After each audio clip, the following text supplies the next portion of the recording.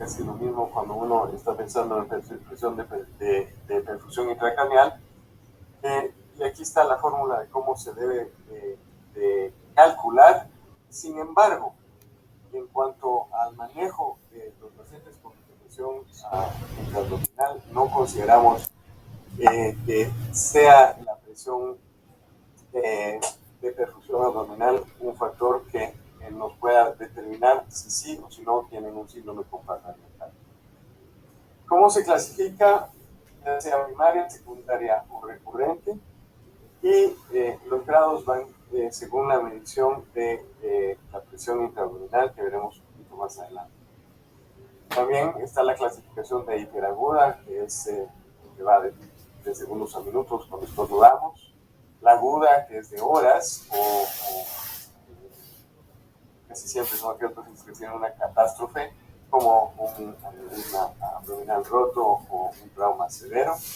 Y luego la subaguda, que vemos nosotros como cirujanos un poco más, que es aquel paciente que tiene una sepsis y que poco a poco ha ido aumentando la tragedia intraabdominal. La crónica, bueno, para todos aquellos que tenemos hijos y demás, se considera que estamos a riesgo de una hipertensión crónica. ¿Cuál es la incidencia en pacientes del en estado crítico? Depende de las definiciones y de cuándo se hicieron las revisiones, pero van del 37 al 64% para hipertensión y de 4 al 12% de síndrome compartimental abdominal. Estoy seguro que en áreas de trauma estos números son mucho más altos, pero es difícil, no hay estadísticas claras. Sin embargo, la hipertensión intraabdominal es un predictor independiente de mortalidad, a pesar de que aparentemente en lugares más avanzados, donde han tomado más conciencia del problema, ha ido disminuyendo su incidencia, probablemente por el uso de laparostomías o por limitación en cantidad de líquido utilizado para la reanimación. ¿Cuál es la etiología? No es precisa, pero ciertamente ya están bien delimitados los factores de riesgo. Estos incluyen pérdida de la distensibilidad de la pared abdominal, aumento en el contenido intraabdominal, aumento en el contenido intraabdominal, una resucitación hídrica o una fuga capilar. La resucitación hídrica obviamente agresiva, ¿ya? Creo que también hemos ido madurando en esto, en donde a veces pensamos que es mejor tener un poco al lado lo que son las soluciones y tal vez usar más reposición sanguínea. Otras, la bacteremia, coagulopatías, etc. Patología, cuando uno habla de hipertensión intraabdominal, síndrome de hipertensión abdominal, no se puede separar un sistema de otro.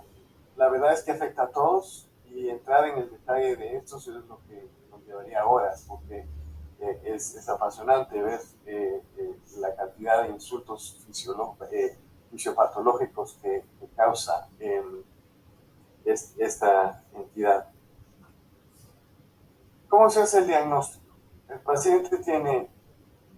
Empecemos con que si vimos la definición anterior, se consideraba que era un paciente que tenía un fallo orgánico y que tenía hipertensión intraabdominal, en donde se hace el diagnóstico del síndrome compartimental abdominal.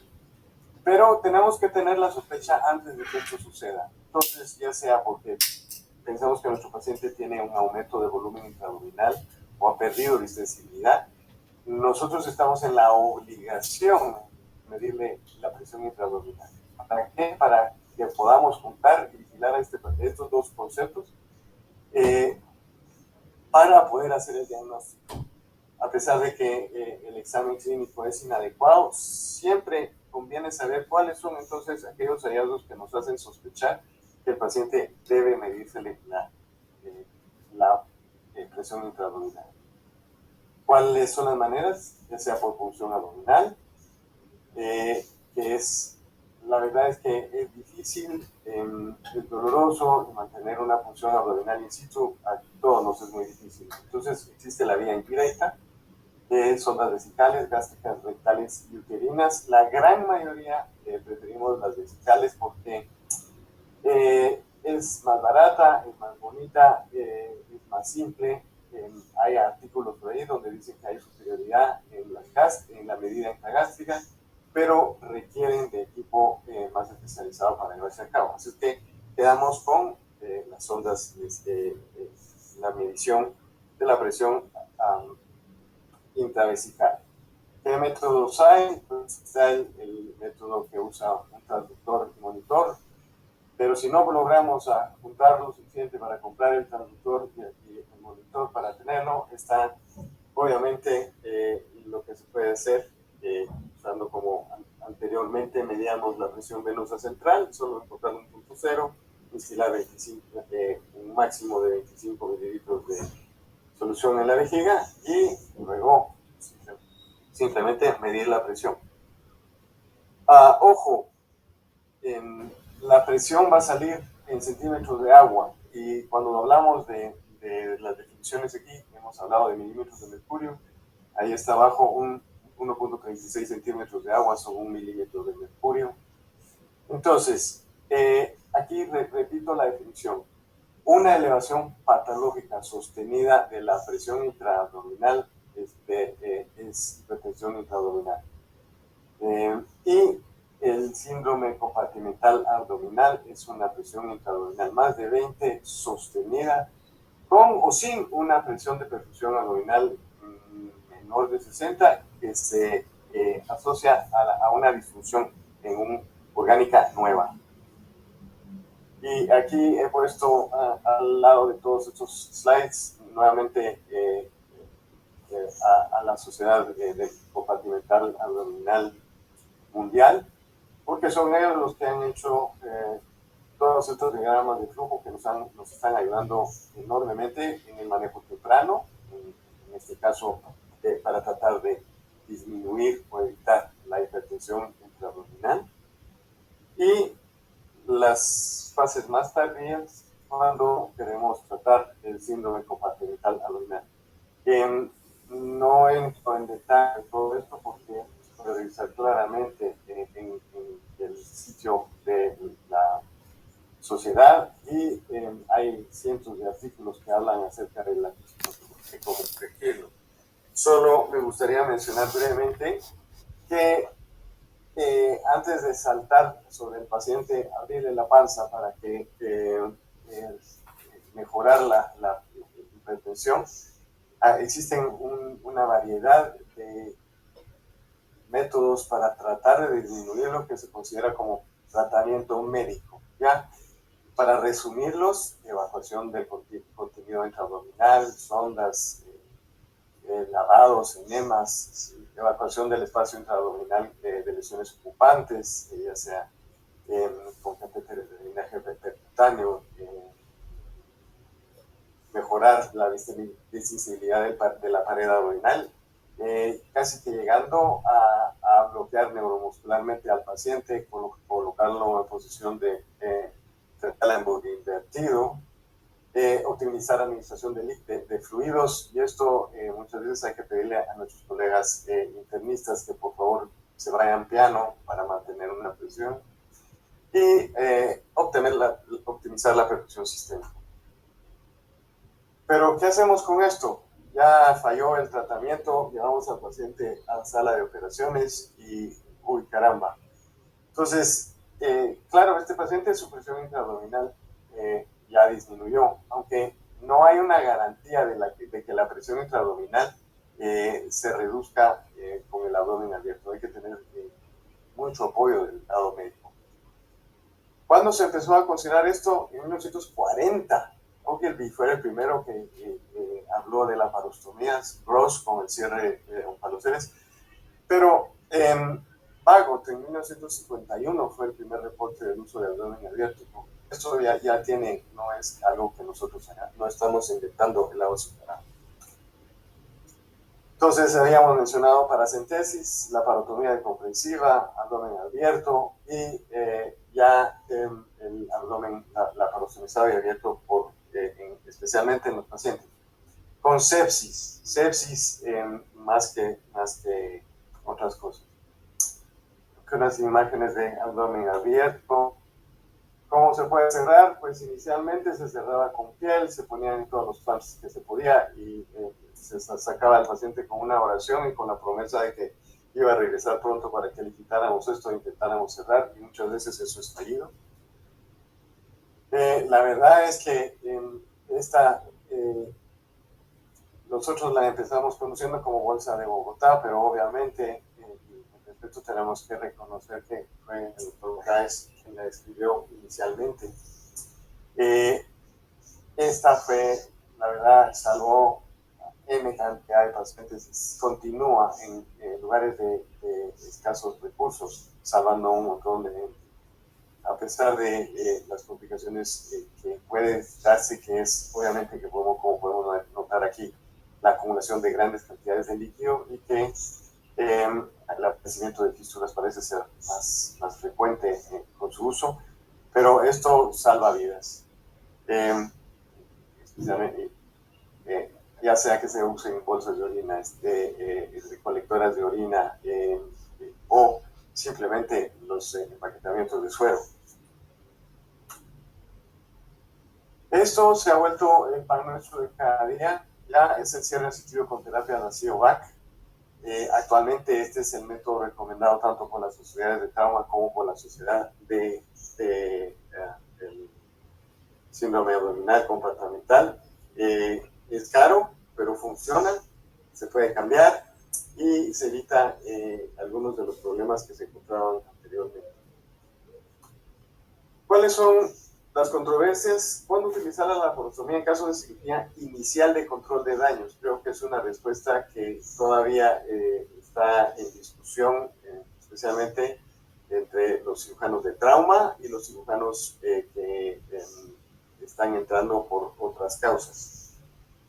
Creo que la respuesta correcta, pero esto lo dejo como un mensaje, creo que debería ser en casos seleccionados. Y lo único que quisiera hacerles mención es que si ustedes van a hacer cirugía laparoscópica, señores, se van a tardar más de 4 horas en llevar a cabo un procedimiento.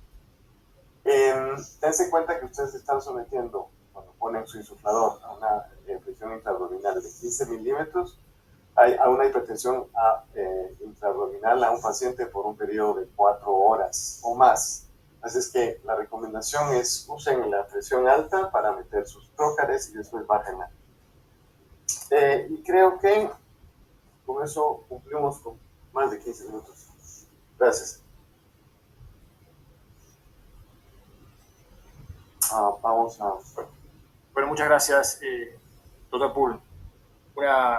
Es un desafío realmente resumir este tema y dejar los puntos más claros, porque realmente es un tema enorme. Año tras año y a través de las distintas sociedades cada vez se aprende y se difunde más acerca del síndrome compartimental abdominal y cómo a través del manejo de esta patología tratar de favorecer a los pacientes que generalmente son pacientes muy críticos.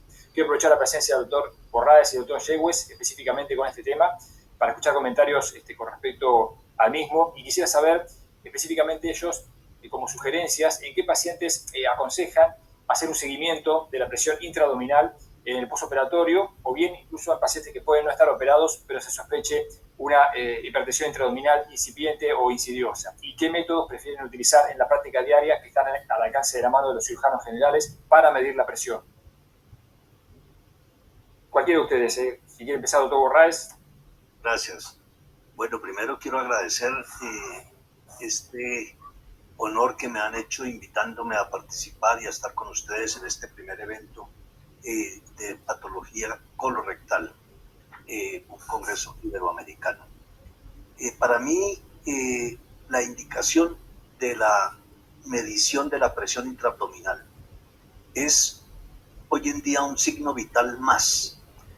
Así como medimos la temperatura, la tensión arterial, la frecuencia cardíaca, la frecuencia respiratoria en un paciente, sobre todo en aquellos pacientes críticos que están en las unidades de cuidado intensivo, debemos igualmente medir la presión intraabdominal por lo menos 1 o 2 veces al día, dependiendo del tipo de pacientes, o a veces más tenemos que estarlas midiendo. Si son pacientes de trauma, con más razón, si así el trauma no haya sido en el abdomen inclusive, sino lejos del abdomen, el tórax, todos los pacientes son susceptibles de hacer una hipertensión abdominal, como lo mencionaba el doctor Poole, una presión intraabdominal primaria, secundaria, recurrente, etcétera, hiperaguda. Pueden desarrollar cualquier paciente un síndrome de hipertensión abdominal. Como les decía, debemos medirla periódicamente en todos los pacientes que están en las unidades de cuidado intensivo. La forma más sencilla, por supuesto, es la sonda vesical, instilando 25 centímetros de solución salina dentro de la vejiga. El paciente, pues obviamente todos estos pacientes están en decúbito, y se toma como punto cero la cresta ilíaca. Realmente esa, para hacer una introducción, esa respuesta.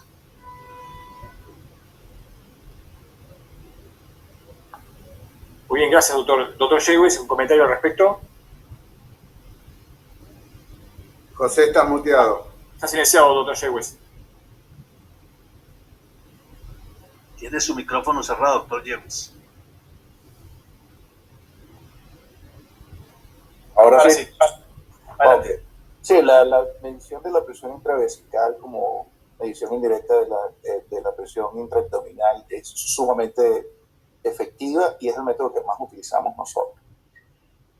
El problema en sí con el manejo del síndrome comportamental, sobre todo acá, que muchas instituciones de trauma a veces abusan de la indicación y dejan a los pacientes con padecen depresión negativa por mucho tiempo, entonces eso hace más difícil el controlar la posibilidad de hernia y otros problemas en estos pacientes. Y hay, por otra parte, gente que no está en trauma y no tiene una idea de lo que es el aumento de la presión intraabdominal y el síndrome comportamental. Entonces se basan en las opiniones de los internistas, de los pulmonólogos, no, esto es CHF, esto es, insuficiencia cardíaca o es un edema pulmonar y lo que es un síndrome comportamental.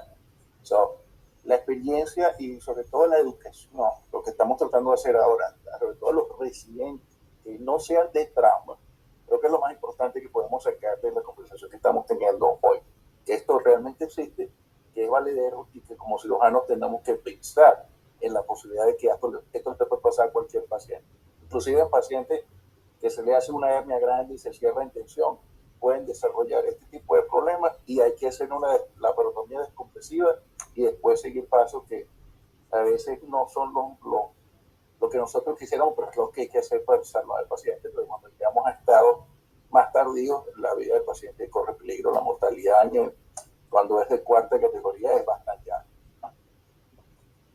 Gracias, doctor Yegues. Hay una pregunta del público, del doctor Dionelio Acosta, que pregunta si es suficiente con una sola medición para hacer el diagnóstico de síndrome compartimental abdominal. Esa pregunta la hago extensiva al doctor Poole.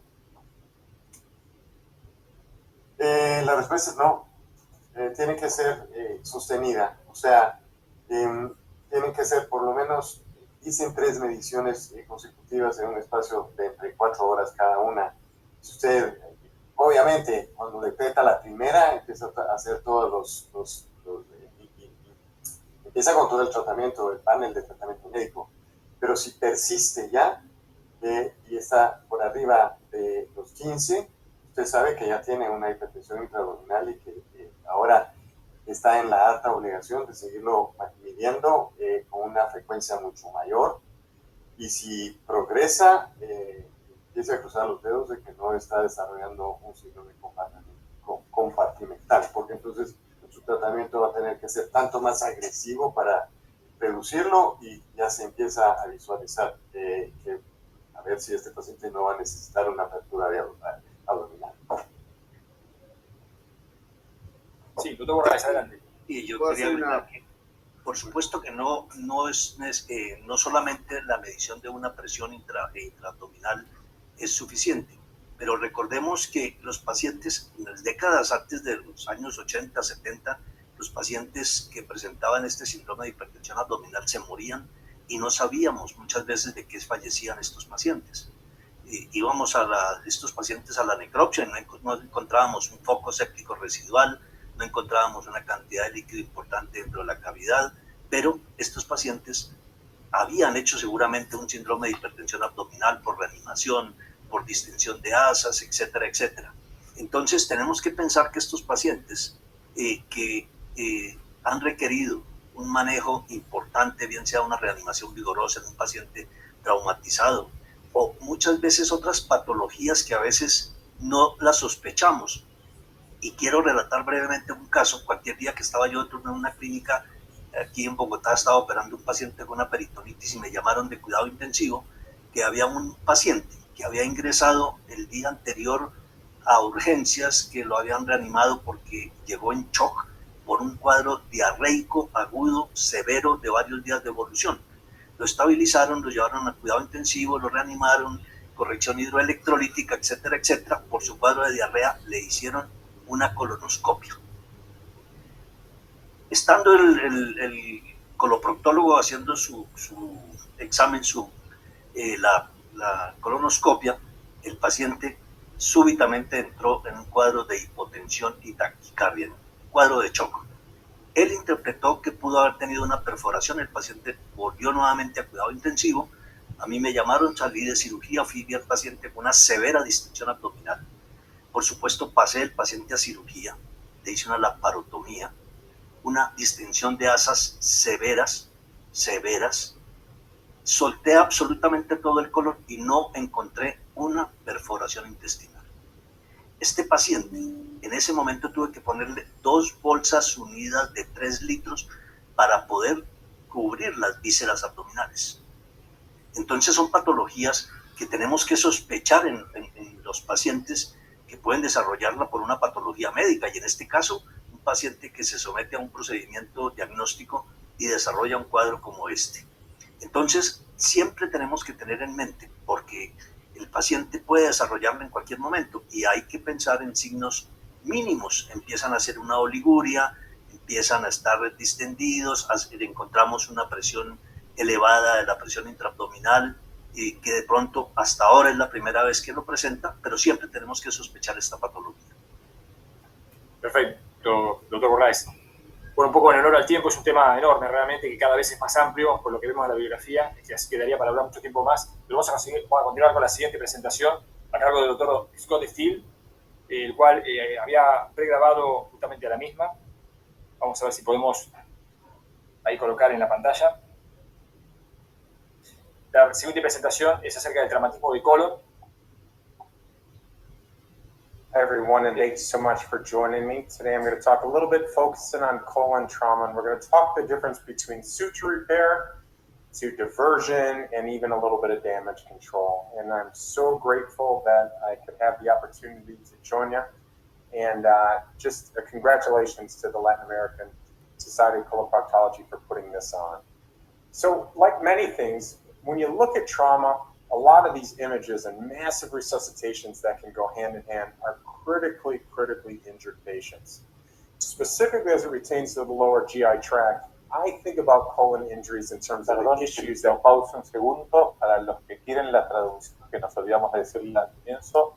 En la parte inferior de la pantalla de Zoom hay un dibujito de fondo, aprietan el dedo y si ponen español, tener la conferencia en español transmitida. Seguimos ahora la presentación.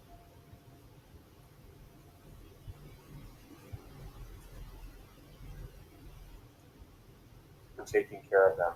First of all, like we talked about, who do we do a primary repair on and who do we divert? If we can put everybody together, can we predict somebody that's going to have an anastomotic leak? Who do you resect versus not resect? Is there a difference between the right and the left colon? Is there a difference between those people who are in battle in a wartime or combat versus the civilian arenas? And then a little bit more talking about things we oftentimes don't go into, especially as it relates to the data. And that's, what are the costs of a colostomy? And then what are the complications associated with giving somebody an ostomy takedown? Now, when you think about primary repair, it'd be great, right? If we could go ahead and primary repair everybody. It's important to understand that an anastomotic leak can occur upwards of 15%. And this is probably a little bit on the low side.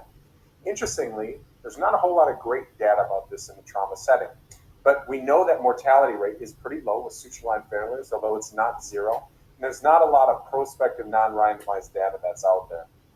We do know that there's other manifestations of leaks, such as intra-abdominal abscesses, and of course, fistula can come up, and that fistula can be to the bladder, the vagina, all sorts of different things that can cause complications in and of itself. But here's what we don't talk a whole lot about, and that's stomas. So there's a leak rate, less than 1%, but it is associated with a stump or diverting stoma. So you can have a stump blow up, for example. You can have stoma necrosis, and we all know the stoma complications, such as necrosis, or you can have mucocutaneous separation, or you can have ischemia of that stoma causing there to be stenosis. So all sorts of things can happen. You can have hernia, evisceration, and then colostomy takedowns for anybody that have done these can be some of the hardest cases that you have to do, with morbidity upwards of over 50%. There's also another cost with having another operation.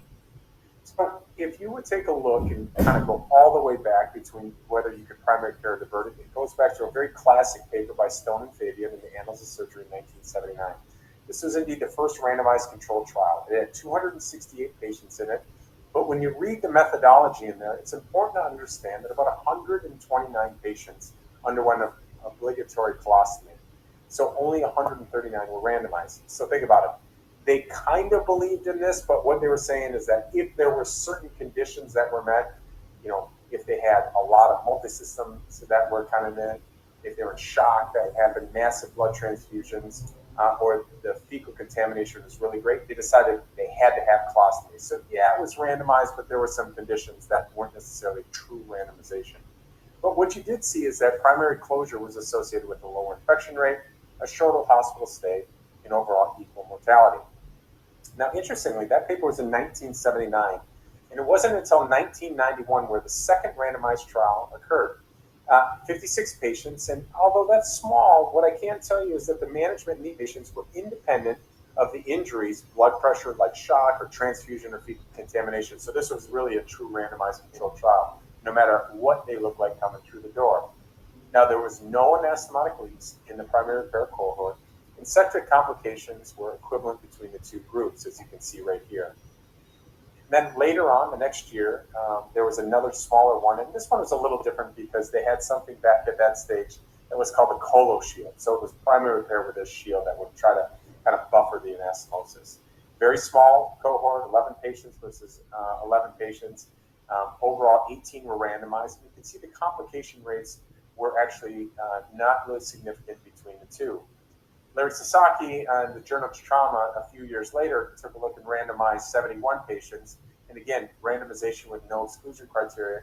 And you can see that actually in this case, what was interesting is that the odds ratio was greater for those who underwent diversion versus those who underwent a primary repair. So maybe in this randomized controlled trial, they found that it was essentially higher to indicate diversion versus those patients that underwent primary repair. So maybe there was something that was wrong with diverting these patients. Furthermore, another trial took a look at 176 patients, and again, once more, treatment is randomized independent of risks. Again, very low mortality, and they found that there was essentially no significant difference between primary care and diversion in terms of septic complications. And further, if you reduced it out in the sickest of the sick, those patients who had a penetrating abdominal trauma index greater than 25, again, there was still no differences between primary care and diversion. So they successively kind of walk you through this data to show first there was an obligatory colostomy, then a small trial, then a Colo shield, then a little bit larger trial. Now this one is even larger, and they even tried to substratify it by the patients who were the sickest of the sick, showing no difference between the two. So if you add up all of these things together, you can see that the morbidity associated with a primary repair is significantly less than that associated with an ostomy, while the mortality rates were not significant between the two cohorts. So I'm not here to tell you that there shouldn't be any consideration for a colostomy. As a matter of fact, if you look into retrospective data, there is some data that suggests that there's a higher leak, like was in the original paper by Stone and Fabian, with those who are transfusion or have multiple comorbidities, and if you combine those together, the leak rate is even higher. There was also one that showed that stomas should be done for an abdominal trauma index greater than 30, or the colonic injury severity score greater than 4. A South African study showed that there was no difference in outcomes, but maybe for destructive wounds, there was 4 times greater mortality. And Jim Duncan in the combat series showed that complication rates could be greater than 40%, in that you should consider having a stoma for those who have a high injury severity score, especially with those who have to undergo a prolonged military evacuation. So when you look through the literature, one of the things that you see is that there are risk factors for morbidity and mortality. And you can see them all here. Interestingly, these are the ones in the red box that have been shown probably more time and time again. Patients who got a lot of comorbidities, if you have a lot of transfusion, which would suggest that there's multiple organs that are affected, or if they have shock at admission. So these are the ones that no matter how you deal with them, they're probably going to do poorly when both the morbidity as well as the mortality. But interestingly, there's no prospective randomized data that would suggest or predict a leak. So Fabian, the same Fabian of Stone and Fabian, said maybe we are thinking about this all wrong. Maybe what we should be doing is talking about, the destructive versus the non-destructive injuries, and you can see how the definitions were right here. But think about it about a small stab injury to the colon versus something that's kind of blown apart. Those are 2 different injury complexes. So really what we're talking about is something that's small that you can debride and put back together versus something that is a lot larger that you have to resect and do an anastomosis on. And what they found is that there should be recommendations for diversion for those non-destructive injuries. So you would do a suture repair on them up front. But essentially, though that is something if they had a significant time delay greater than 12 hours, or if they came in and had significant fecal contamination, yes, you could do a suture repair on that non-destructive injuries, but you should still divert them. Versus those that are kind of classified as destructive type injuries, where you'd have to resect and do anastomosis, this is where the time from injury is greater than 6 hours against significant fecal contamination or adding in hypotension. Again, you're going to have to do that anastomosis together. So they thought that let's talk apples and apples and not go from there. So when we talk about destructive colon injuries, again, this is a non-randomized series out of the USC with multiple different centers, 19 centers, almost 300 patients. And they left it up to the discretion of the attending surgeon, then combined all the data. You can see the colon-related mortality is pretty low. The colon-related abdominal complications are similar between the 2 groups, and they weren't able to identify any risk factors associated with anastomotic leak. But what they did find is that there was risk factors associated for complications, fecal contamination, blood transfusion, and if you had a single agent antibiotic use. And what they found is that if you had any one of those risk factors, essentially, you would have an increased risk of developing a complication regardless of how you treated the colon. So they concluded that resection and primary anastomosis without a colostomy should be happening regardless of risk factors, because if they're going to have complications, it doesn't matter how you treated them, they're going to have complications. So we do know that there are risk factors for mortality. You can see them listed here. And it goes back to this kind of breaking the dogma side. So is there a difference between right-sided and left-sided injuries? When you think about bowel preps, we will do this a lot. We'll say, I don't bowel prep my right, but I bowel prep my left or anything. We think that because of the bacterial load or the fecal load in the right side versus the left side of the colon, that we should treat those injuries different. So it's amazing what all people will do.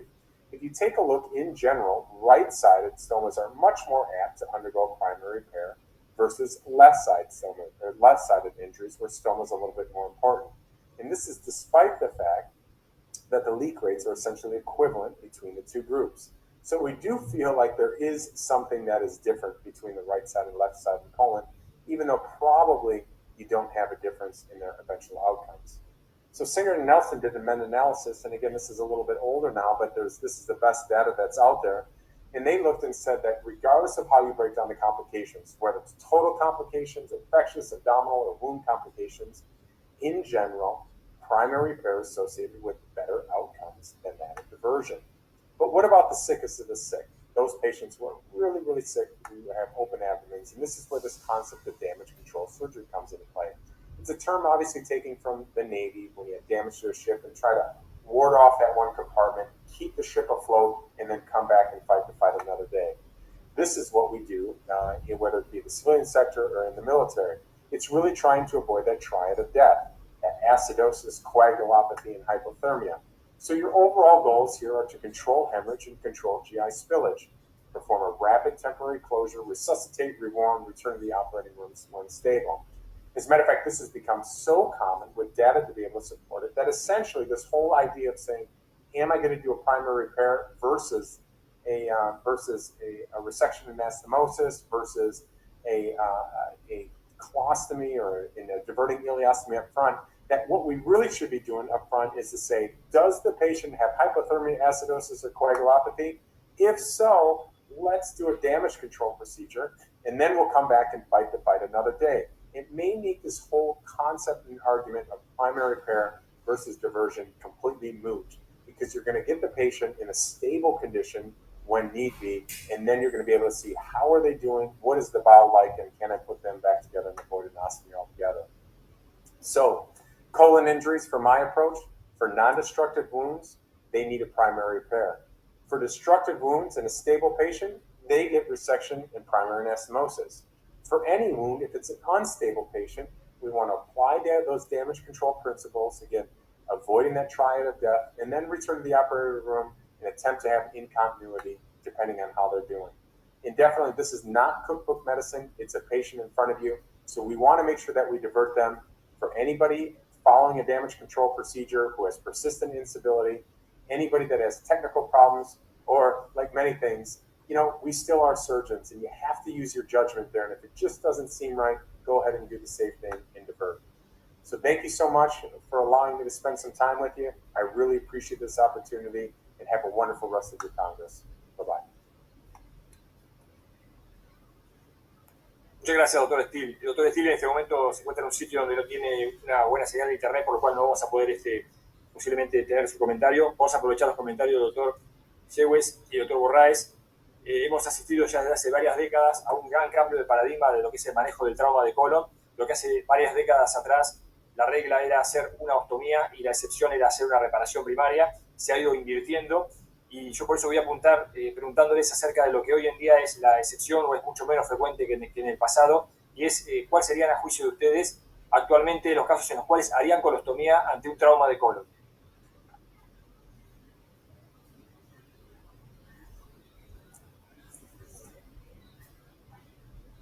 ¿Me escucha? Ok.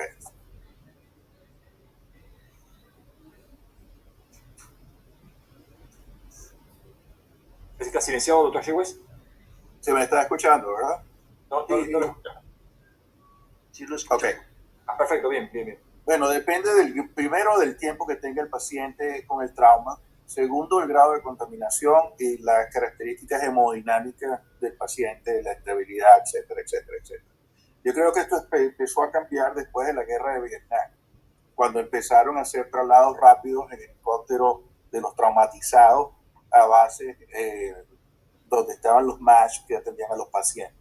Se hicieron muchas anastomosis primarias en pacientes contaminados que llegaban rápido, tenían buenos resultados, y eso después se aplicó.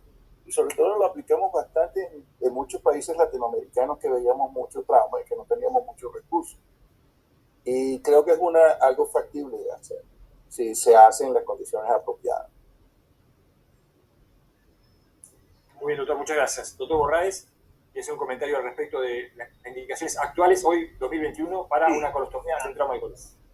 Y ya se ha mencionado por el conferencista, igual por el doctor Jewes, pero sí, por supuesto que esto ha ido cambiando y cada día hacemos más anastomosis, más suturas primarias, más anastomosis, pero siempre tenemos que tener en cuenta aquellos pacientes, como se ha mencionado, con traumas muy severos, con shock prolongado, con un tiempo muy prolongado entre el origen de la lesión y el tiempo en el momento en que lo estamos interviniendo. Pacientes con lesiones múltiples, pacientes con contaminaciones severas de la cavidad abdominal.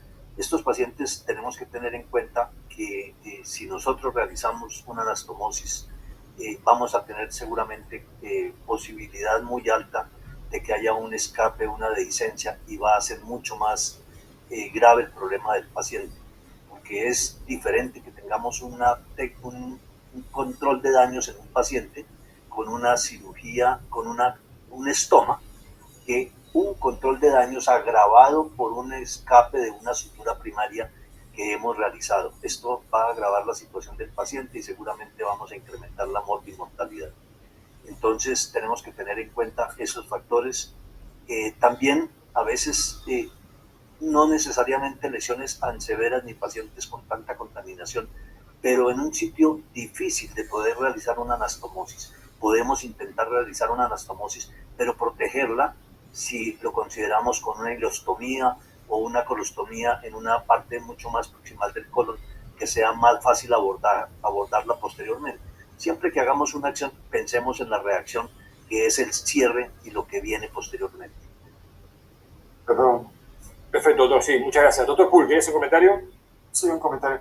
Adelante. Creo que la otra cosa que tenemos que poner aquí sobre la mesa es la experiencia del cirujano que está tratando está viendo este control de daños. Sí, porque el control de daños, si ese sí sigue pasos específicos, la verdad es que es salir lo antes posible. Pero si vamos a hacer un cierre, una reparación y un cierre, eso nos va a aumentar considerablemente el tiempo de cirugía, si el cirujano que lo está haciendo es la tercera vez que lo hace en su vida. ¿Ya? Entonces creo que ese es un factor que nos empuja muchas veces a nosotros, especialmente en donde no hay N cantidad de médicos expertos que estén haciendo guardia, a decirles, miren, salgan de ahí lo antes posible y si es con una colostomía, va a ser mejor para su paciente. Gracias. Perfecto, doctor, muchas gracias.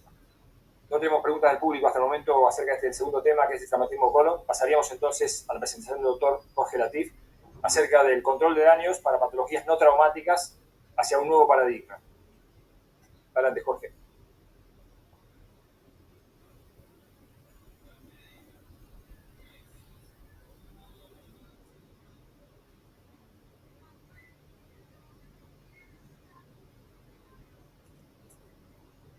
Estás silenciado, Jorge. Ahora sí. Bueno, buenas tardes a todos. Muchas gracias por acompañarme y acompañarnos a todos hoy.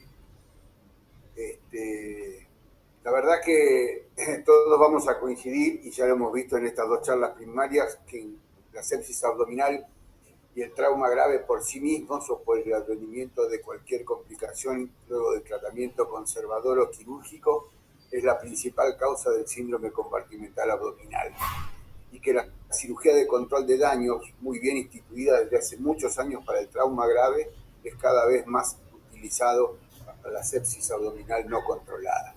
Es decir, que en este caso el síndrome compartimental abdominal tiene un partícipe necesario, es un partícipe necesario para que podamos instalar una estrategia de control de daños, y el abdomen abierto y contenido un paso técnico obligatorio y vital dentro de esta estrategia.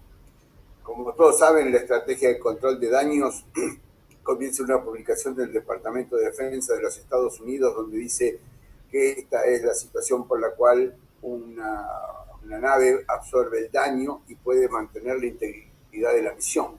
Y el control de daño se ha utilizado para múltiples ciencias, para la economía, en política y también en la medicina.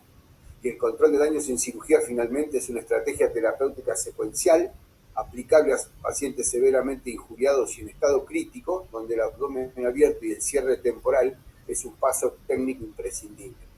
Pero la realidad es que no es del año 70, 80, se instaló muy bien en trauma a partir de los años 90. Ya en el año 1905, Pringle utilizaba el packing para el trauma hepático. En el año 1912, el packing para otras lesiones vasculares abdominales utilizado por Hasted. McCosh utiliza el control de daños para el tratamiento de la sepsis generalizada, peritoneal generalizada, o Gilby para las lesiones de guerra en el año 1940, y a partir de 1990, especialmente Rotondo y muchos otros cirujanos de trauma muy conocidos lo instituyen en una forma muy importante para la cirugía del trauma.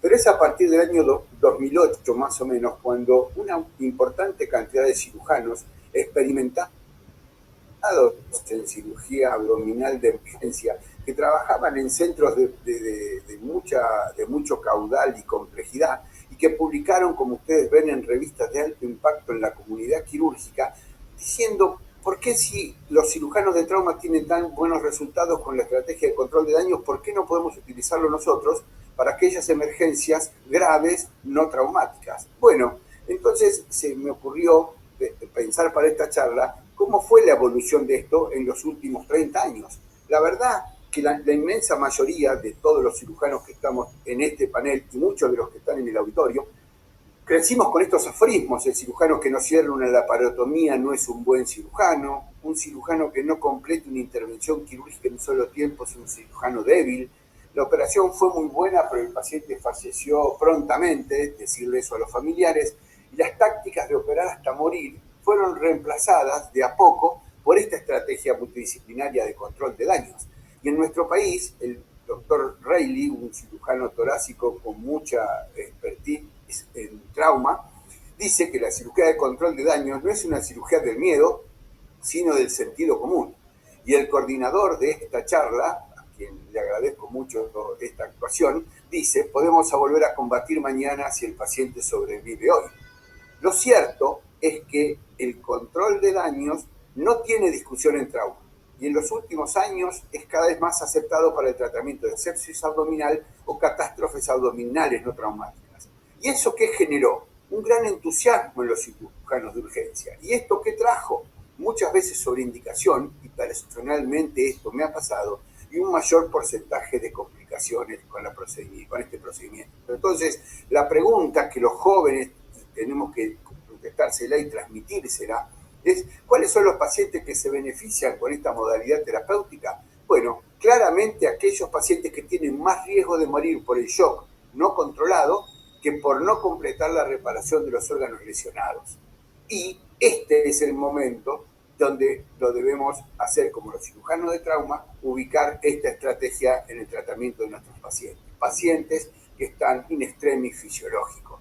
Y si ¿quiénes deberían manejar esto? Claramente, nosotros consideramos que todos los cirujanos deben estar en condiciones de poder hacer una correcta selección de los pacientes, una indicación y conocer los gestos quirúrgicos que habitualmente vamos a utilizar. No solo los de urgencia, sino aquellos que hagamos cirugía programada, por ejemplo, una cirugía del recto, que hagamos una disección lateral de la pelvis, podemos tener una complicación vascular grave, o cuando agregamos una hepatectomía para el tratamiento de una metástasis hepática u otras cosas. Lo que tenemos que sí tener claro son cuáles son los criterios de aplicación en aquellos pacientes que no están traumatizados. Y yo resumí esto en que estos pacientes tienen que tener signos, síntomas o resultados de estudios compatibles con síndrome compartimental abdominal, tal cual lo dijo John Paul hace un ratito. Y nuestros pacientes, aparte de eso, van a tener signos, síntomas ligados a una sepsis abdominal, shock séptico, síndrome de disfunción multiorgánica, hipotensión arterial, acidosis metabólica e hipotermia. Es decir, que a la triada mortal de los pacientes con trauma, para este otro grupo de pacientes debemos agregar lo que le conté antes. ¿Y cuáles son las indicaciones que tendrían en nuestra especialidad hacer esta cirugía de control de daños o esta estrategia? Bueno, las peritonitis generalizadas, generalmente fecales y difusas, que se deban a perforación de una víscera hueca. En el caso nuestro, la enfermedad diverticular se lleva la mayoría de los casos, y aquellos pacientes que pueden tener una perforación de un cáncer de colon u otras circunstancias. Y las dehiscencias anastomóticas cuando son clínicamente evidenciables y ya llevan bastante tiempo de evolución. Pero también hay otras catástrofes vasculares abdominales que nos pueden pasar a los cirujanos colorectales, que es la isquemia intestinal y las hemorragias intraoperatorias, como les conté hace un rato. Y no tenemos que descartar las catástrofes parietales, que son la falla aguda de la herida operatoria y las infecciones severas de la pared abdominal. Hace 4 años atrás yo hice el relato de abdomen abierto y contenido para la Asociación Argentina de Cirugía y consulté 1.058 cirujanos de todo el país y algunos de países limítrofes como Paraguay, Bolivia y Chile. Y para ellos indicar esta estrategia fue frecuentemente 74% de los casos en peritonitis fecales difusas y en un 7%, como ven ahí, en la isquemia intestinal aguda grave. Y en estos casos, la sepsis abdominal grave se tiene que acompañar de dos cosas, o hipertensión intraabdominal o síndrome compartimental, como dijo el doctor John Poole hace un ratito, y como lo dicen la mayoría de las guías de asociaciones como las de infectología, cirujanos de gran experiencia, la Sociedad Mundial de Cirugía de Urgencia, y todos esos trabajos que les conté hace un rato, que fueron los pioneros en indicar esta estrategia. Cuando en nuestro caso, bueno, el 75% de los pacientes fueron portadores de peritonitis fecales difusas y un 9% aproximadamente de isquemia intestinal aguda, y entre los que ustedes ven ahí que dicen otras, que es un bajo porcentaje, fueron hemorragias o causas parietales. Y estas son las peritonitis que vamos a tener que tratar generalmente por estos pacientes. A la izquierda ustedes ven una peritonitis fecal difusa por una dehiscencia anastomótica, ustedes ven la pared que es una reoperación, y en el otro caso una peritonitis fecal grosera. ¿Y por qué se deben usar estas estrategias en estos casos? Bueno, por varios motivos. La infección intraabdominal, el shock séptico y el síndrome de digestión orgánica múltiple muchas veces no se pueden resolver en una sola operación, y esta puede no ser suficiente para lograr el control del foco séptico. Estos generalmente requieren reexploración y ven los beneficios del control del daño del abdomen abierto. Estos autores no recomiendan utilizar el control de daño del abdomen abierto en forma rutinaria, y su aplicación debe ser individualizada y oportuna en grupos bien seleccionados si se ejecuta en etapas tempranas del proceso. Este documento de la Asociación Mundial de Cirugía de Urgencia dice que es uno de los mayores avances quirúrgicos de las últimas décadas, con una enorme aplicación en pacientes quirúrgicos en estado crítico. La Asociación Mundial del Síndrome Compartimental no sugiere utilizar rutinariamente el abdomen abierto y contenido en estos pacientes, a menos que la hipertensión intraabdominal sea un punto que preocupe al cirujano. Nuestro grupo ha escrito desde hace muchos años, y ya en el año 1999 proponíamos para el HINCHAI 4, con estas condiciones clínicas asociadas, el tratamiento de control de daños y el abdomen abierto, y así lo volvimos a hacer en el año 2016 en este libro del doctor Enio Oliveira y Mauro Bufato de Brasil, y en las guías de clínica práctica de nuestra asociación en el año 2019.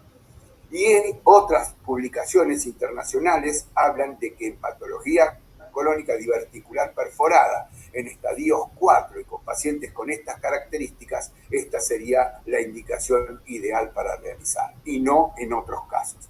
Les muestro este trabajo porque pertenece a Darwin Iñaguazus, que yo después me enteré que era un cirujano ecuatoriano radicado en Chile, que escribió este trabajo, esta pregunta que se hace en la revista chilena de cirugía hace muchísimos años, y él se preguntaba si esto era una indicación beneficiosa en este grupo de pacientes, y nosotros, como él, creemos que sí, pero tiene que tener estos factores de riesgo: hipertensión, síndrome compartimental o una infección parietal concomitante que requiera tratamiento, y ahí sí instituir la cirugía de control de daños y cierres parietales sin tensión. Pero no para nada es el tratamiento de elección para todos los pacientes con sepsis abdominal grave. Otras circunstancias pueden ser la isquemia intestinal aguda y grave, de la cual, por tener una población muy añosa en nuestra institución, tenemos una muy buena experiencia con más de 50 casos de estas características. Y el trabajo de Biondo de 2012 dice que hay condiciones locales del abdomen y condiciones generales del paciente que llevarían a la cirugía de control de daño. Generalmente estos pacientes están perforados con peritonitis fecales difusas, requieren amplias resecciones, hay sectores con dudosa vitalidad que uno a veces no reseca para salvar un poco de intestino y no llevar al paciente una complicación peor que la enfermedad que tiene. Nunca vamos a hacer una anastomosis acá, y muchas veces realizamos relaparotomías para el control evolutivo de estos pacientes, que encima tienen sepsis no controlada sistémica y que son los candidatos elementales para esta estrategia.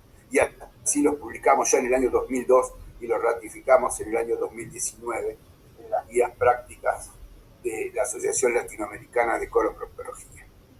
Esto es lo que hacíamos hace ya años, una lámina de poliuretano ahí, y ahora lo que estamos haciendo últimamente es cambiar, cerramos estos pacientes que generalmente con la resección importante que se les hace, y en vez de dejarlos abiertos, le dejamos un trocar de laparoscopía para que en la misma sala de terapia intensiva pueda insuflarse y podamos hacer la revisión de una zona dudosa que dejamos de exprofeso para tratar de salvar intestino. Le hablaba de las catástrofes abdominales parietales y la falla aguda de la herida operatoria. Por lo general se resuelve con mucha facilidad, pero puede requerir esta estrategia cuando haya hipertensión intraabdominal o síndrome compartimental abdominal en este paciente, que generalmente tiene una patología abdominal no resuelta y la evisceración, la mal llamada evisceración o eventración aguda es secundaria a esa situación, cuando hay factores adversos de la pared para el cierre primario y cuando cerrarlo significaría un cierre a tensión. Claramente ninguno de estos pacientes, que son todos de mi servicio y seguramente los operé yo, con edema, con infección y con esta necrosis en pared, a ninguno de ustedes se le ocurriría cerrarlos, o estas otras catástrofes abdominales en pacientes fistulizados son candidatos para hacer un cierre primario y sí se acercan muchísimo al ideal de pacientes para utilizar una estrategia de control de daño, que finalmente, y sobre la derecha de la diapositiva, ustedes verán que nosotros llevamos a cirugía las evisceraciones completas, que generalmente tienen evisceración. Cuando tiene patología abdominal no resuelta, hipertensión intraabdominal o mala condición de la pared, ahí van a estas circunstancias. Y así nos ha ido en este paciente de arriba y en el de abajo, con ya 90 días con casi la pared completamente resuelta. La infección severa de la pared abdominal es bastante poco frecuente que recurramos a esta circunstancia, pero generalmente es extendida desde el periné, en síndrome de Fournier con progresión abdominal, o esterilización de patologías abdominales, tumores o divertículos abiertos a la pared abdominal o al retroperitoneo. Generalmente se resuelve con amplios debridamientos, pero a veces hay que hacer grandes resecciones de espesor completo y hay que hacer una contención visceral y oclusión temporal de necesidad con estas circunstancias, como ven en este caso, o como ven en este último, que le hicimos una presión negativa casera y así evolucionó la paciente. Entonces, ¿qué hacer con este grupo de pacientes? Lo más simple, lo más fácil, lo más rápido y lo más efectivo. Sobre la cavidad abdominal, lave, seque y drene, si no deja un abdomen abierto que va a servir como drenaje amplio. Sobre vísceras huecas, haga un cierre simple, reseque si es rápido. Si está muy comprometido el paciente, cierre los cabos y abandónelo en la cavidad abdominal, exteriorice o haga una ostomía según corresponda. Si es órganos sólidos, haga una hemostasia directa o use packing. Lo mismo que para sangrado de la pared o de grandes vasos, y en la pared abdominal debridar, resecar y de última dejar el abdomen abierto y contenido. Nuestra experiencia ya superó los 160 casos, estos son los 140 casos que yo presenté en el año 2017, finales del 2017, y como ustedes pueden ver, las peritonitis fecales graves y la isquemia intestinal aguda fueron las causas más frecuentes dentro de la patología quirúrgica que nos interesa esta noche. Y esto coincide con los informes, con el registro del abdomen abierto, donde fíjense ustedes que 48% de los pacientes los dejan en estas condiciones por peritonitis, un 9% por isquemia y alteraciones vasculares o isquémicas en el 12% de los restantes casos. ¿Qué usé como materiales para cerrar estos pacientes? Creo que casi todo. Medivacha, tul de novia, poliuretano, mallas de aire acondicionado, mallas de marbre, de polipropileno, de poligalactina. Cuando no teníamos, porque la economía no andaba bien, cierres con un surgé como ven abajo y a la derecha. Otras veces le pusimos cierres como de la ropa, mallas simples, mallas dobles. Evolucionamos porque esta es una curación del año 1983, que debe ser el primer día que hice una especie de abdomen abierto y contenido. Capitonábamos en esa época y 90 días después los pacientes estaban como ven abajo y a la derecha. Tuve todas las complicaciones descritas, fístulas intestinales, rechazos que no van al caso que se los muestre ahora, con la marcha que ustedes quieran, y fuimos aprendiendo. Ya no capitonábamos más, las incisiones medianas las reemplazamos por transversas que son mejores para manejarlas. Usamos sistema de vacío y compactación comercial, como ven acá, o casero, como ven ahí. Pero En cuanto al cierre, y esto seguramente va a dar muchas discusiones cuando yo termine estos poquitos minutos que me faltan, la elección del cierre con las técnicas para esta técnica siguen sin estar estandarizadas y su elección depende de la experiencia y decisión del cirujano. Esto lo dijo Demetriades en el año 2014. El registro internacional dice que para las peritonitis severas, no trauma, es mejor los terapias de presión negativa que la bolsa de Bogotá, pero para el trauma es mejor la bolsa de Bogotá que las presiones negativas. Las tendencias actuales a nivel mundial en centros de alta complejidad a nivel 1 de trauma es ir a las terapias de presión negativa e ir abandonando el abdomen abierto y contenido con otras formas. Pero yo les quise poner esto que Batachi dice, creo que en el año 2016 o 2017, y es esto: el cierre tipo Silo Bolsa puede ser útil para los cirujanos que se enfrentan a un traumatismo abdominal grave en centros asistenciales de baja complejidad, ya que las medidas de emergencia y salvataje, como el control de la hemorragia y en nuestro caso el control de la peritonitis, a veces debe realizarse en forma rápida antes de que el paciente pueda ser trasladado a un centro de mayor complejidad. Y eso yo les puedo asegurar que a 50 kilómetros de la capital federal es lo que nos pasa hoy en día. Por eso la vigencia de esta forma de tratamiento. La mortalidad obviamente que es muy alta. La mortalidad total en nuestra serie sobre esos 140 pacientes que le conté fue del 46%. En traumas tenemos poco trauma, por eso ese 25% puede sonar alto, pero son pocos pacientes. Pero en sepsis abdominal grave, el 48% de los pacientes que nosotros operamos y sometimos a esta estrategia falleció.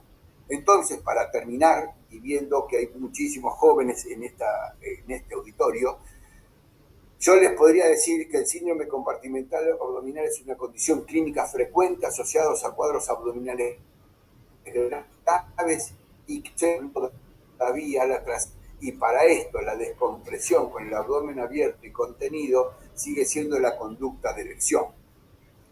Moshe Shein decía hace muchos años que hay abdómenes que no pueden cerrarse y hay abdómenes que no deben cerrarse, y uno no debe bloquear la puerta por la cual va a entrar muy pronto.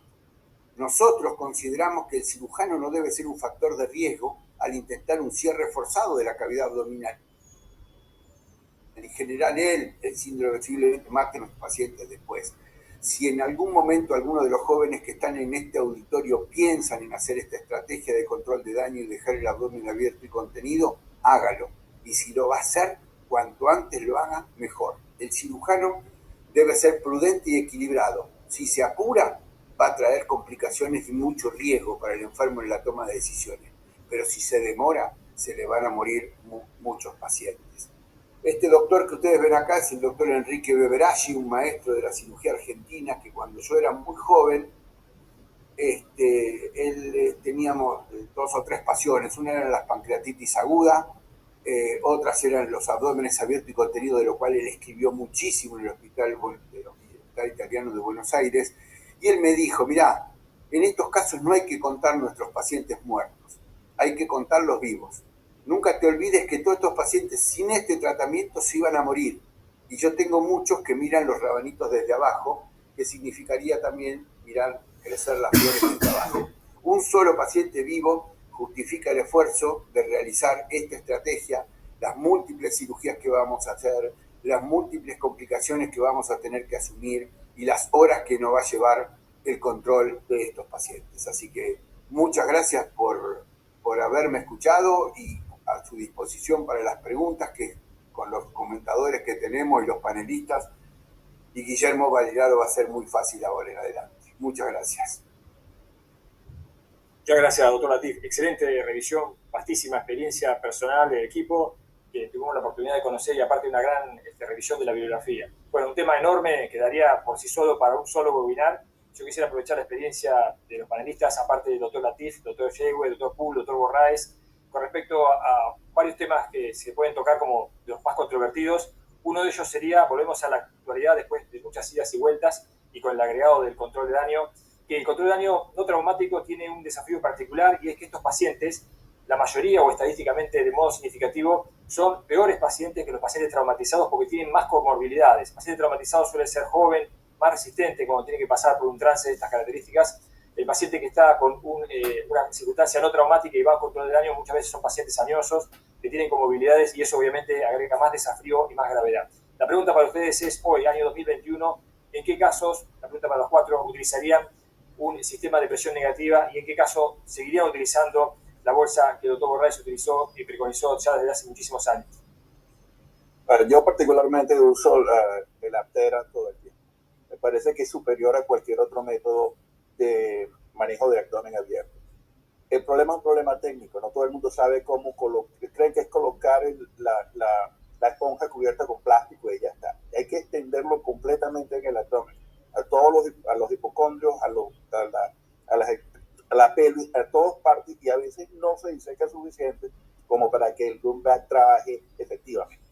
Pero me parece superior. La presión negativa aumenta la proliferación de fibroblastos, disminuye la retracción facial, es muy superior a los otros métodos. Hay gente que hace combinaciones para tratar de no solamente correr en el sentido de mejorar al paciente, sino tratar de cerrar la fascia, con Witchman Pad, el sistema de Baker, el Abra, que son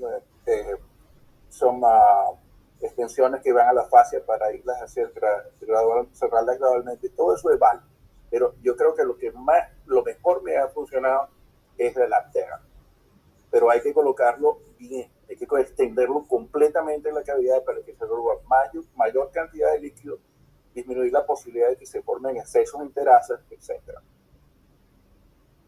Muchas gracias, doctor Sheaways. Doctor Poole, ¿quiere hacer un comentario al respecto? La verdad es que si lo tenemos a mano, el Aptera, pero debido a costos, a veces tenemos que optar por la solución que es una bendición, que es Bogotá, ¿entienden? Pero si la tenemos a mano, es Aptera. Y hacemos todos los esfuerzos para que estén a mano. Incluso en trauma ya una Aptera se incluye como parte del equipo estándar en el kit de resucitación en sala de operación. Sí, yo creo que ahí estamos. Aptera sí hay. Bueno, adelante. Sí, no hay la menor duda que los sistemas de presión negativa son excelentes. Y desafortunadamente cuando ellos llegaron eran unos sistemas muy costosos, sobre todo para los países, nuestros hospitales que tienen mucha dificultad económica. Y en este momento estamos viviendo una época de esas. Pero excepto de esta época, los sistemas de presión negativa nos han ayudado a solucionar mucho este problema. Como mencionaba el doctor Lewis, la proliferación de fibroblastos, el retiro de elementos inflamatorios, nos ayuda a evitar la retracción importante de las fascias y de la piel. Todo esto es cierto. Hay que saberlo colocar, como él lo menciona, eso es indispensable, que haga una presión constante en los diferentes sitios y en todos los sitios de la cavidad abdominal. Pero también hay que tener en cuenta que hay situaciones donde definitivamente hay que pensar muy bien antes de colocar un sistema de presión negativa y requerimos requerimos un manejo con abdomen abierto de estos pacientes. Pacientes con severos traumas, con vísceras, con superficies sangrantes, que con el sistema de presión negativa puede perpetuarse el problema. Pacientes con patologías como las que estamos hablando, patologías médicas, con severa inflamación de las vísceras, de las superficies de las vísceras huecas, que nosotros, por muy cuidadosos que seamos cuando las estamos manipulando, se nos lesiona la serosa. Y esto expone a los pacientes con una presión constante a un riesgo elevado, o un sangrado en el paciente traumatizado, o una fístula intestinal. Recordemos que los sistemas de presión negativa nos sirven para manejar las fístulas intestinales, pero paradójicamente nos pueden producir, y hay cantidad de publicaciones donde hasta un 20% de estos pacientes en quienes se utilizan los sistemas de presión negativa pueden causarse una fístula intestinal. Entonces, en este tipo de pacientes hay que ser muy cuidadosos en la fase aguda. No tengo la menor duda que una vez pase la fase aguda, debemos pasar al sistema de presión negativa. Independiente de que tengamos o no los recursos, de que tengamos o no los elementos de presión negativa permanentemente disponibles. Pero en este tipo de pacientes hay que ser muy cuidadosos. Pacientes con severas superficies intestinales o las vísceras huecas en general, con severa inflamación y riesgo de causarse una lesión de la serosis de la muscular que puede llevarnos a una fístula. Todos sabemos la tragedia, como lo mencionaba el doctor Latif, que es enfrentar estos pacientes con fístulas intestinales. Igual los pacientes en quienes, a pesar de todos los empaquetamientos que hacemos en la fase aguda, puede perpetuarse un sangrado. De resto, no hay la menor duda, la indicación es clara del sistema de presión negativa. Pero la bolsa sigue siendo socorrida en estas situaciones y en muchas otras, y más aún en los países donde los recursos no nos permiten tener permanentemente este dispositivo. Muchas gracias, doctor Porraes. Exactamente, esos son los principales temas. Jorge, sí. Sí, mira, yo quiero decir algunas cositas con respecto a esto. Porque la verdad que en todos estos años casi recorrimos la inmensa mayoría de todos los materiales que se pudieron ir usando, saliendo de las fístulas que producía el polipropileno. Dijimos, bueno, con poligalactina 910 no vamos a tener nada, y las tuvimos. Con las mallas de poliuretano, cuando se secaba mucho, las tuvimos, y así. Y también las tenemos con los sistemas de aspiración continua, tanto caseros como comerciales.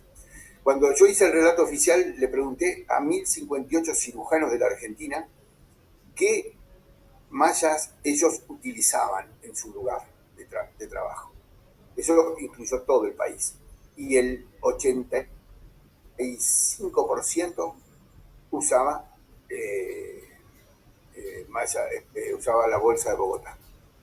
Y no utilizaban, menos del 5% en ese momento, menos del 10% en ese momento utilizaban sistemas de aspiración continua. Pero, de presión negativa.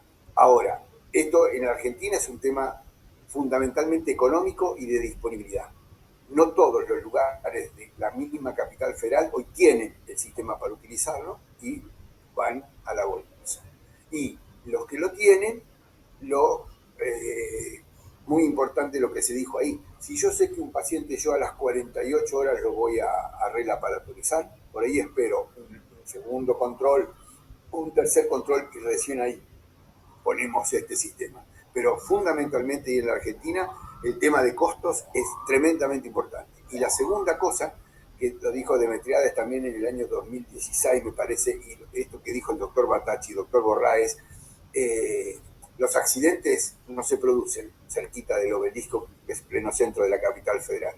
En la ruta, yo vivo yo nací en una población a 200 kilómetros de la capital federal, y en el hospital regional de mi pueblo, estos pacientes no disponen de un sistema de presión negativa, excepto que ahora que sí usamos cada vez más, lo hagamos en forma casera. ¿Y qué aprendimos? Aprendimos que tiene que ir, como decía el doctor José Yegües hace un ratito, bien afuera por los parietocólicos. Quizás hagamos cosas técnicas con lo casero que imitamos de lo comercial por un tema de esa circunstancia.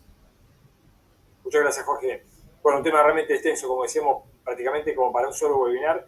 Yo quisiera aprovechar justamente a los panelistas para reunir en una pregunta el tema que tiene que ver con el control del daño y lo que tiene que ver con la patología colónica, y es en aquellos casos en los cuales hubo una cirugía de control de daño obligada, hubo que hacer una resección del colon izquierdo, el paciente quedó con los cabos cerrados en el interior del abdomen, su condición ha mejorado, sus parámetros han mejorado, va a una segunda cirugía, y quería preguntarles a ustedes la experiencia que han tenido y si realmente piensan que es factible hacer una anastomosis del colon izquierdo después de una cirugía de control de daño, donde muchas veces uno se encuentra con que el paciente está mejor, pero el medio local no es el ideal, fundamentalmente por edema, que es lo que uno más encuentra después de que el abdomen estuvo abierto, después de que uno tuvo que colocar muchas veces taponamiento.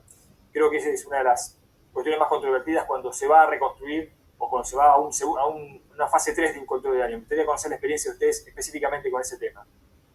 Bueno, yo les puedo decir, yo trabajo en Boca Ratón. Boca Ratón es una ciudad donde hay mucha gente retirada. O sea, el promedio de edad de mis pacientes es de 75 años. muchos de estos pacientes tienen muchas comorbilidades. Cuando se habla de colon, yo prefiero hacer una colostomía a este paciente y si alcanzo, porque muchas veces el problema es que no alcanza el colon a la pared abdominal, que hacer una anastomosis primaria. Cuando es intestino delgado es diferente. Con el intestino delgado sí lo puedo anastomosar. Realmente no paso de 3 días para poder pegar al paciente otra vez. Y muchas veces utilizo angiografía intraoperatoria con medio fluorescente. Generalmente se hizo ICG y uso la cámara de robot para ver que la perfusión es perfecta.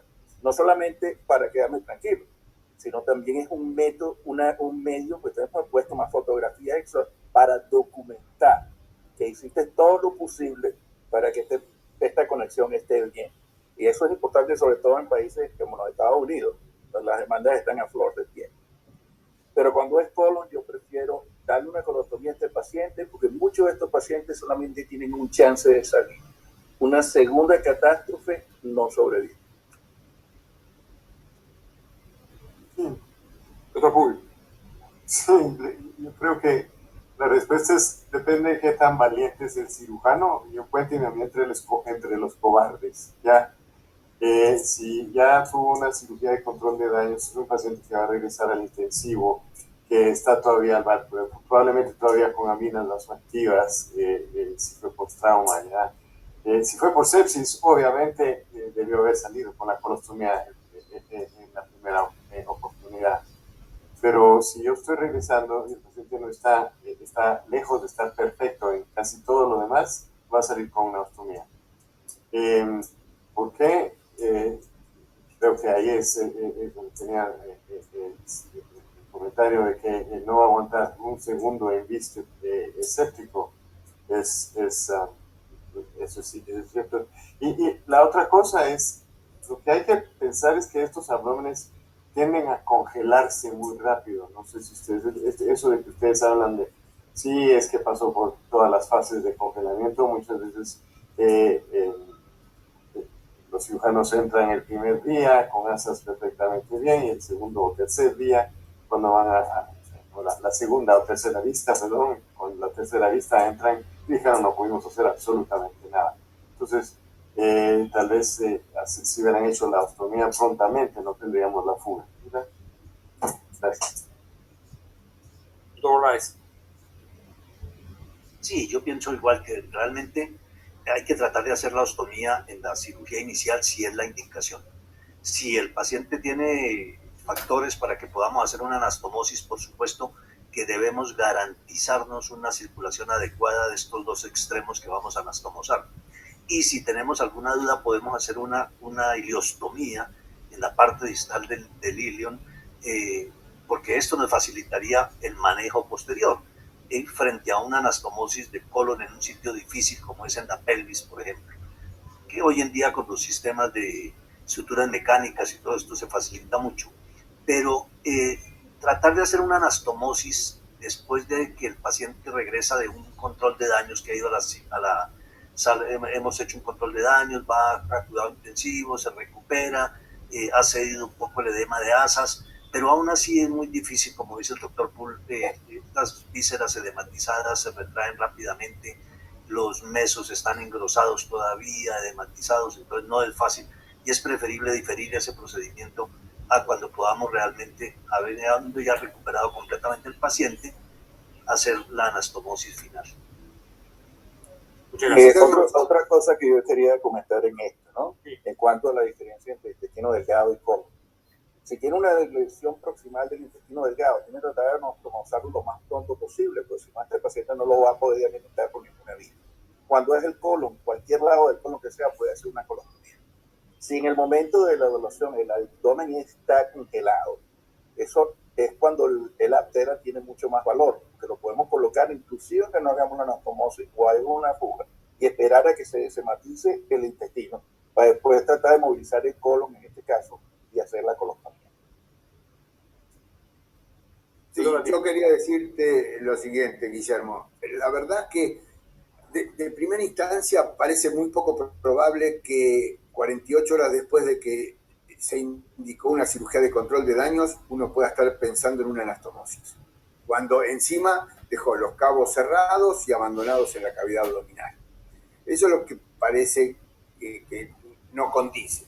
Uno diría, a ver, la cirugía la estrategia estuvo bien indicada, porque 48 horas para este grupo de pacientes es muy poco, por lo general, para que las condiciones cambien tanto sistémicamente, más que abdominalmente, que pueden cambiar un poco más rápido, para hacer esa cosa. Entonces uno dice, la verdad que no parece poco probable, pero hay varios trabajos en la bibliografía internacional que ya están hablando de hacer esto.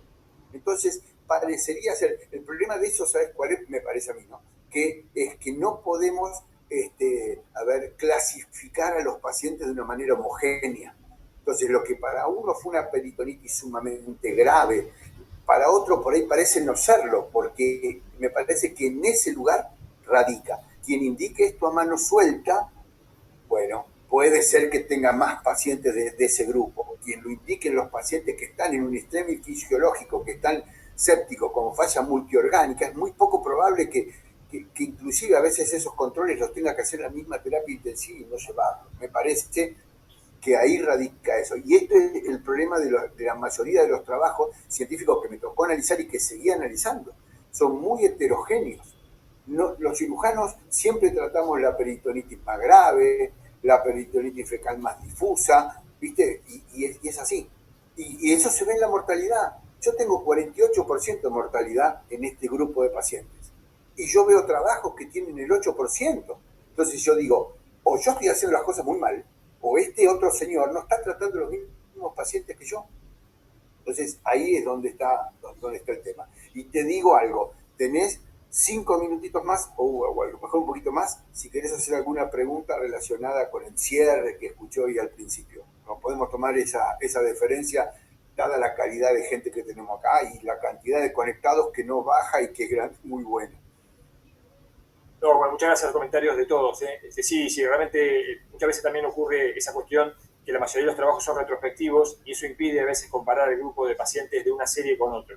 Lo relacionado con, muchas veces el paciente ha sobrevivido, se ha superado lo que es el problema intraabdominal, pero persiste justamente lo más complicado que es ya relacionado con el manejo de la pared. Quería preguntarles a los cuatro qué experiencia han tenido justamente con el manejo cuando ya está solucionada la patología intraabdominal, cuáles han sido los métodos que le han dado mejor resultado en el momento de decidir algún tipo de solución más definitiva para la pared. Estaríamos ya en una fase prácticamente 3-4 de control de daños. Doctor Paul. Otro Jewes, igualmente. Ok, lo que generalmente uno quiere hacer después que controla la infección, el sangrado, la acidosis metabólica, las condiciones hemodinámicas del paciente, es cerrarlo y tratar de sacarlo del hospital lo más rápido posible. Lo que me ha resultado a mí es hacer un puente con mallas biológicas. Yo uso una que se llama XCM, que me parece que es la mejor, que tiene porosidad, etc. Y en caso de que pase algo, puedes abrir la malla, hacer lo que tengas que hacer y cerrarlo otra vez. En algunos pacientes después colocar la malla, espero que granulen y le hagan un injerto de piel. Pero el problema sigue siendo técnico. No le puedes poner una malla biológica a cualquiera que tenga una cavidad contaminada. El cierre con malla biológica, que es un temporal para después, en un año, a operar la hernia de este paciente y hacerle cualquier técnica de separación de componentes, no lo vas a poner cuando haya contaminación. Tienes que ponerla y cerrar a este paciente cuando tengas cultivos negativos, cuando el paciente esté estable, cuando no estén presos. ¿Ok? Tú pones una malla biológica en una cavidad contaminada y esa malla se daña. La otra cosa que hago, cuando pongo la malla, que es inlay, le pongo el back arriba, no el actera, el normal con la esponja negra. Y el truco aquí es que no lo puedes poner directo, porque el back deshidrata la malla biológica y hay fallas, se abren orificios. Entonces tienes que cubrirla con otras cosas, que puede ser Adapti, cualquier otro dressing, o inclusive bacitracina, cualquier cosa, Seroform, para evitar que el back deshidrate la malla. Bueno, gracias técnico muy interesante. Lamentablemente nosotros no tenemos ese problema porque no tenemos la disponibilidad de las mallas biológicas, ¿no? No, yo sé, pero bueno, no. Lo que más me ha dado resultado entiendo. En forma de hacer más expedita la salida del paciente del hospital. Exactamente. Doctor Corrales. Oye, yo estoy completamente de acuerdo con lo que acaba de mencionar el doctor Jewels. Colocar mallas, cualquiera que sea, y más aún una biológica que tiene mucho más costo, en una cavidad contaminada, así sea mínima, termina uno retirando esa malla tarde que temprano. Lava al paciente, que la malla le pone antibióticos, le hace un ciclo, le repite el ciclo de antibióticos porque empiezan a molestar las mallas y ni el paciente se soporta una malla con estos problemas, ni uno viendo al paciente cada 8 días en su consultorio porque está botando pus, porque está botando, tiene algún tipo de secreción, etcétera, y termina retirando estas mallas. La colocación de las mallas debe ser con una cavidad completamente limpia para tratar de disminuir en cuanto sea posible tener que retirar esta malla posteriormente por una sobreinfección. Eso es indudable. Pero cuando nosotros dejamos un abdomen abierto, a diferencia de lo que hicimos en los comienzos de la década de los años 80, cuando empezamos a manejar estos pacientes en una forma casi que sistemática, hemos aprendimos a través de todas estas complicaciones, las fístulas intestinales, todos estos grandes defectos de la pared abdominal, con defectos herniarios que le dificultan la vida normal a estos pacientes, los grandes síndromes adherenciales, etc. Aprendimos que el paciente hay que cerrarlo lo más precozmente posible. Una vez se resuelva la patología inicial por la cual dejamos el paciente abierto, tenemos que tratar de cerrar esa pared abdominal en una semana si es posible. Así, muchos de los pacientes no requieren prótesis, quiero decir, mallas, o si las requieren, pues obviamente que lo hacemos ya con una cavidad limpia. Pero esto hay que resolverlo lo más precozmente posible. No podemos dejar que esto se perpetúe por tiempos, porque una vez pase más de un mes en un paciente con estas circunstancias, que se pueden presentar porque van a la unidad de cuidado intensivo, hacen complicaciones, hacen una neumonía, etcétera, etcétera, que dificultan que el paciente retorne rápidamente a la cavidad, a la sala de cirugía para poder corregir la pared abdominal, pues son la excepción hoy en día. Pero tratemos de que estos pacientes hay que cerrarlos precozmente y resolver en una forma definitiva su pared abdominal también. Muy bien, doctor Corrales. Doctor Pool. Nosotros tenemos un ligero problema, que tenemos un desfase entre el cirujano que trató inicialmente al paciente, que por lo regular es la unidad de emergencia y de trauma, y nosotros, que somos los que ya cuando recibimos estos pacientes que no fueron cerrados porque resolvieron después de su segunda, tercera, cuarta vista y los cerraron un cierre forzado ya, cuando los vemos es que ha permanecido abierto y la gran mayoría de veces es que tienen fístulas enteroatmosféricas.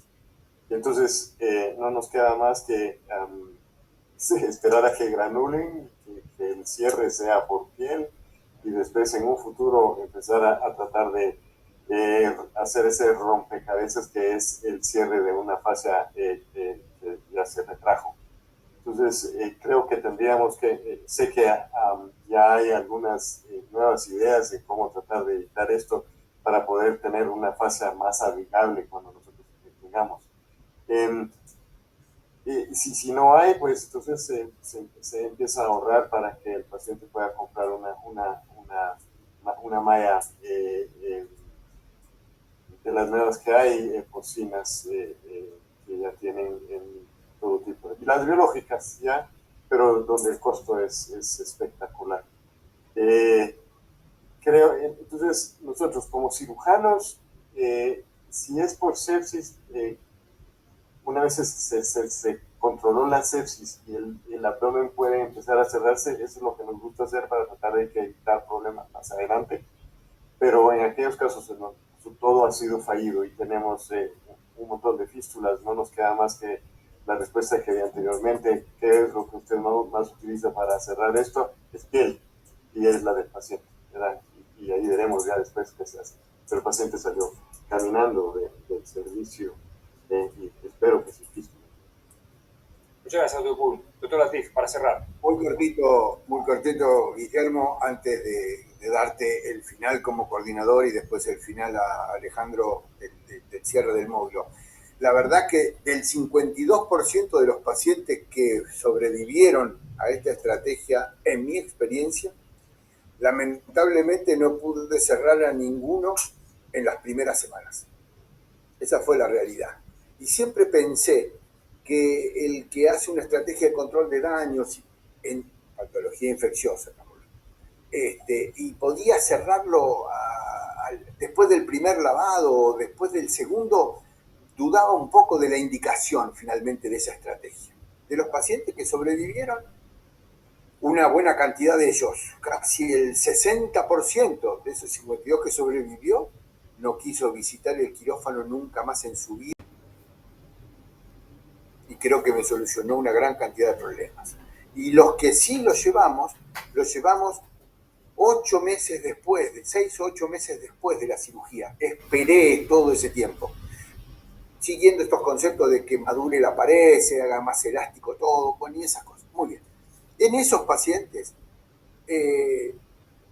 siempre utilicé una malla de sustitución parietal. En los pacientes que todavía tenían epiplón, cosa que no suele pasar siempre en los casos de infecciones, con la interposición nos fue perfectamente bien y los resultados fueron homologables a la movilización de componentes y todas otras estrategias que fueron apareciendo y que son utilizadas acá en la Argentina bastante. Para finalizar, te digo que lo que tratamos es de evitar esto de dos maneras. Primero, en aquellos pacientes que podíamos hacer incisiones transversas o boca al horno, nos fue más simple que una mediana al momento de repararla. Y lo que agrego, que ahí vi una pregunta de una doctora hace un ratito, le agregamos, cuando vamos haciendo los sistemas de vacío, de compactación o la forma que elijamos, también métodos caseros de aproximación parietal. Lo hacemos como puntos capitonados, como con sondas nasogástricas o K33, que tratando de llevar la pared lo más posible hacia la línea media que corresponda o hacia medial. Bueno, de esa forma y en incisiones transversas ya tenemos algunos casos, pocos, pero que no requirieron reconstrucción posterior porque las deformaciones que tuvieron fueron muy, muy, muy leves y al paciente no le motivó ninguna cosa. Así que bueno, yo agradezco todo esto. Guillermo, tenés los minutos de cierre del coordinador y muchas gracias. No, bueno, yo simplemente agradecerles por esta invitación. La verdad que realmente he sido un espectador de lujo con el panel y con los temas. Agradecerles a todos por todo lo que han dejado. Creo que cada uno de los temas daba para una reunión por sí sola, así que era difícil condensar todo, pero bueno, creo que se aprovechó mucho la experiencia de todos y bueno, y también generar nuevas preguntas para estos temas que cada día siguen. Así que desde ya agradecerles a cada uno de ustedes por la participación. Muchas gracias, es un honor estar con ustedes. Las felicitaciones, les agradezco a todos la participación en el curso y agradezco a todos los 130 asistentes que tuvimos que se mantuvieron en este último momento. Nuevamente, gracias, doctor Mirado, por la coordinación, doctor Poole, Shewes, Porrae, el doctor Steele, que también participó, y por supuesto, el doctor Latif. En el chat les acabo de poner el link para la próxima actividad, para los asistentes que ya se quieran ir registrando. Nuevamente felicitarlos a todos y agradecerles la participación que han